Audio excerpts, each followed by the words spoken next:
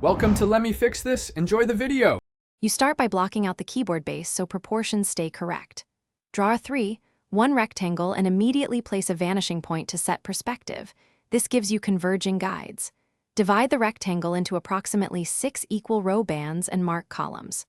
Once done, offset a thin bezel about 1/2 key height around the outer edge to suggest frame thickness. Make sure to keep lines light. These will be refined as the keys and shadows are added. Continue by constructing each key on the established perspective grid so spacing stays consistent across depth. You want a uniform key pitch around 0. 18 to 0. 22 of key width to look natural. Extrude each key upward about 0. 12 key height to create believable thickness. Use straight verticals to the vanishing plane.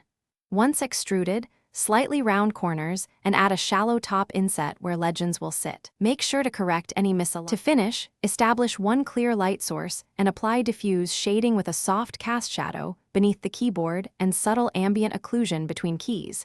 This sells depth. Refine outlines and erase construction guides, then add legends in a consistent scale and a touch of surface texture or noise to prevent flatness. If something looks off, reproject the problematic keys to the vanishing point and tweak for shortening. This single correction fixes uneven rows quickly, so the whole piece reads as a cohesive 3D keyboard.